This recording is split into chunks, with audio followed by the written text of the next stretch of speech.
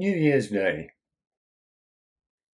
1973, £6,500, the cheapest house in Ramsgate and the only one we could afford.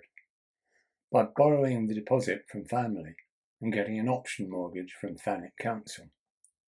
The option mortgage was for people who were so poor that they couldn't get tax relief and was at a lower interest rate.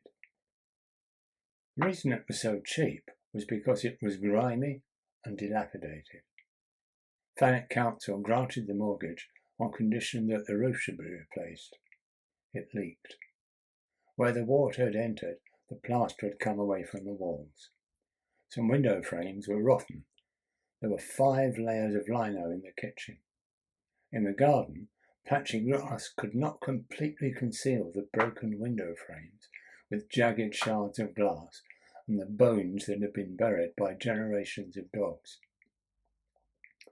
The reason it was the only one I could afford was because I was an assistant lecturer at an adult education centre. I supplemented my meagre salary by doing a paper round every day before going to work. One Tuesday, in August 1975, I went to the library to read The Guardian. I did this every Tuesday on the off chance of finding a proper job in the education section. And there it was. Teaching in the UAE. Annual flights paid, rent paid, utilities paid, school fees paid. Salary approximately treble my then salary, tax-free. In December, they sent the tickets for the 3 of us. Leaving Heathrow January the 1st, changing in Beirut. A week later, we were asked to send them back. It transpired that January the 1st was a public holiday in UAE, so there would be no one available to meet us at the airport. Our new tickets were for a week later, via Doha. We rented our Ramsgate house to pay for the mortgage. The UAE in 1976 was fascinating. It had only just become the UAE. Previously, it had been known as the Trucial States. The British government had treated with individual states to ensure sea access to the Persian Gulf. There was evidence of development, but many local people still lived in mud houses with wind towers to cool them. My school was in Sharjah, and our flat was a short taxi ride away. I shared a taxi with 2 other teachers, 10p each. The staff were mostly Egyptian with a few Palestinians. They were very welcoming and hospitable, forcing endless cups of sweet red tea on me in sticky little glasses. And cigarettes. I hadn't smoked for years, but couldn't not smoke. I managed not to inhale the smoke, though, to avoid renewing my addiction. My students were for the most part accepting and easygoing, and the administration very helpful. A supervisor was always on call, who swished an impressive-looking cane as he wandered the corridors. Socially, it was fun getting to know my colleagues from work and their families and learning to integrate into a very different culture. We also had the beach nearby, and the Persian Gulf was a lot less oily in 1976 than it is now. But other than visits to friends and a black and white TV, with only 2 programmes in English each week, there wasn't a great deal to do. There was a cinema, but it only showed Hindi films. So, one day, I was delighted to discover that there was a cricket match in Sharjah. The UAE were playing PIA, the Pakistan International Airline.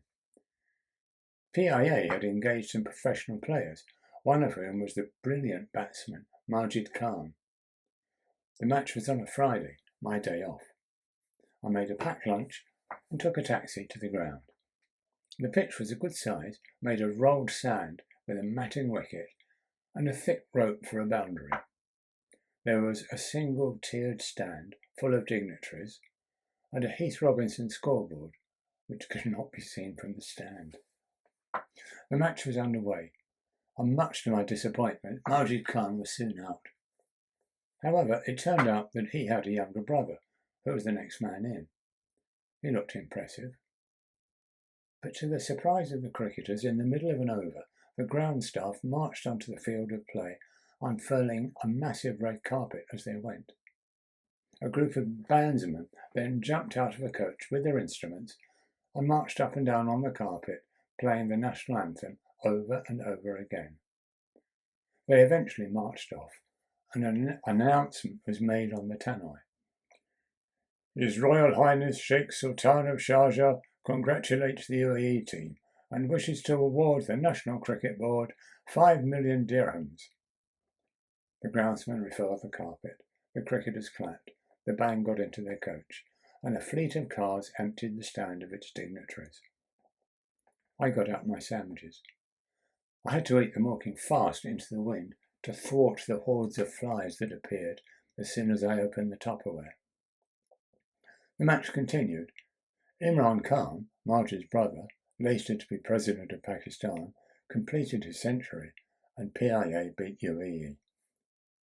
As I walked towards the taxi stand, I noticed the boundary rope disappearing, courtesy of a herd of hungry goats. In June, summer recess, 8 weeks paid leave, return tickets for the family, a holiday in Alexandria and Cairo on the way home. At Cairo airport, the temperature was 31 degrees. Many Arab gentlemen were wearing very thin summer robes. The plane was due to arrive in England at 9:30 p.m. I chuckled to myself, imagining these people shivering in London. As we approached Heathrow Airport, I could see the brown and white fields below. The captain advised us that the temperature at the airport was 28 degrees. It was that heat-wave summer. As we disembarked, the Arab gentleman looked cool. I was perspiring freely in my sweater and blazer. We repaid the money for the deposit on the house borrowed from the family. Were it not for the fact that 1st of January is a bank holiday in UAE, you would not be hearing this story now.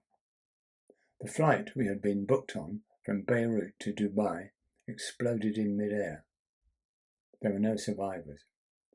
A bomb had been planted on it by Omani dissidents at Beirut airport.